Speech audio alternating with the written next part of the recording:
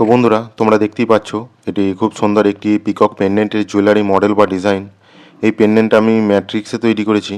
এই পেন্ডেন্টটা আমি কিভাবে তৈরি করেছি তার সম্পূর্ণ টিউটোরিয়াল ভিডিওটা আমার এই ইউটিউব চ্যানেলেই তোমরা পেয়ে যাবে।